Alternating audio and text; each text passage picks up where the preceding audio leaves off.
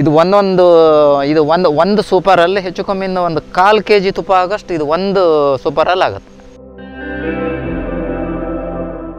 ಇದೇ ಸೈಜಿನ ತತ್ತಿಗಳನ್ನು ಕೊಡ್ತಾರೆ. ಇದನ್ನು ನಾವು ಇದಕ್ಕೆ ಅಂಟಿಸಿದಾಗ ಅವು ಇದು ತತ್ತಿ ಮಾಡುವ ಕೆಲಸ ಕಮ್ಮಿ ಆಗುತ್ತೆ. ಅವಕ್ಕೆ ತಕ್ಷಣ ತುಪ್ಪ ಮಾಡುವ ಕೆಲಸವನ್ನು ಶುರು ಮಾಡ್ಕೊಂಡು ಒಳ್ಳೆ ಇಳುವರಿ ಕೊಡ್ತಾವೆ. ಸುಮಾರು ಜೇನು ಪೆಟ್ಟಿಗೆನ ನಾವು ತಂದಾಗ ತುಂಬ ಬಿಸಿಲಿರೋ ಜಾಗದಲ್ಲಿ ಇಡಬಾರ್ದು.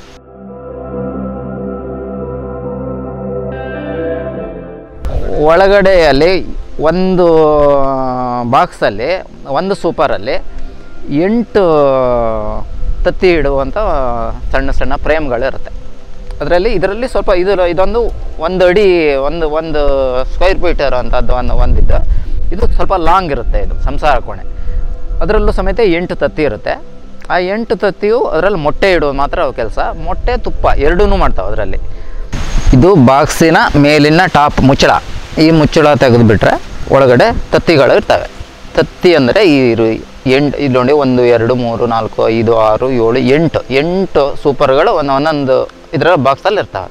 ತತ್ತಿ ಅಂದರೆ ಈ ಥರ ಇರ್ತವೆ. ಇದು ತುಪ್ಪ ಆಗುವ ತತ್ತಿ. ಇದು ಲಾಂಗ್ ಇರೋದಿಲ್ಲ. ಆ ಕೆಳಗಡೆ ಈ ಬಾಕ್ಸ್ ಏನಿದೆ ಇದರಲ್ಲಿ ಸ್ವಲ್ಪ ಉದ್ದ ತತ್ತಿಗಳಿರ್ತವೆ. ಇದು ತುಪ್ಪ ಆಗುವ ತತ್ತಿ. ಇದು ಶಾರ್ಟ್ ಇರುತ್ತೆ, ಸ್ವಲ್ಪ ಸಣ್ಣಕ್ಕಿರುತ್ತೆ ಅಷ್ಟೇ. ಇಂಥದ್ದು 8 ಇದು ಒಂದೊಂದು ಸೂಪರಲ್ಲಿ 8 ತತ್ತಿಗಳು ಇರ್ತವೆ ಇದರಲ್ಲಿ.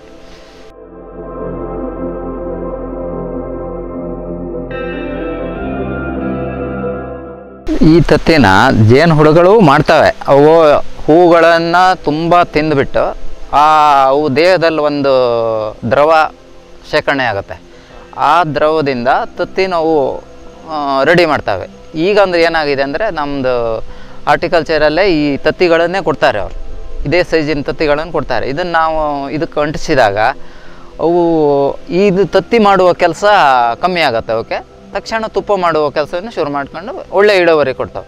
ಅವಾಗೇ ಈ ತತ್ತಿ ಮಾಡಬೇಕಂದ್ರೆ ಕೆಲವು ತುಂಬ ಟೈಮ್ ತಗೊಳುತ್ತೆ. ತುಂಬ ಹೂಗಳನ್ನು ತಿಂದು ಈ ತತ್ತಿನ ಮಾಡಬೇಕಲ್ಲ, ಹಾಗಾಗಿ ಅದು ತುಂಬ ಟೈಮ್ ತಗೊಳುತ್ತೆ. ಈಗ ತತ್ತಿನೇ ಸಿಗೋದ್ರಿಂದ ನಮಗೆ ಅದು ಅವಕ್ಕೂ ಸುಲಭ ಆಗುತ್ತೆ. ನಮಗೆ ತುಪ್ಪನೂ ಭಾಳ ಫಾಸ್ಟಾಗಿ ತುಪ್ಪ ಸಿಗುತ್ತೆ.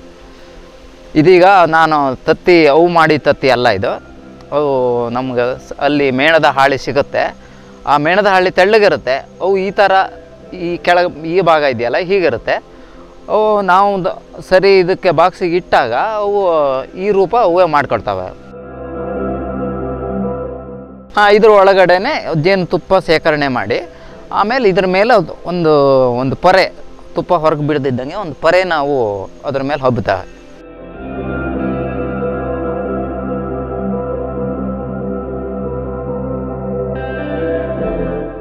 ಇದು ತುಪ್ಪ ಆದಂಗೂ ಇದು ಇನ್ನೂ ದಪ್ಪ ಆಗ್ತಾ ಹೋಗುತ್ತೆ. ಇದು ಫುಲ್ ದಪ್ಪ ಆಗುತ್ತೆ. ಇದು ಒಂದು ಸೂಪರಲ್ಲಿ ಹೆಚ್ಚು ಕಮ್ಮಿಯಿಂದ ಒಂದು 1/4 kg ತುಪ್ಪ ಆಗೋಷ್ಟು ಇದು ಒಂದು ಸೂಪರಲ್ಲಿ ಆಗುತ್ತೆ.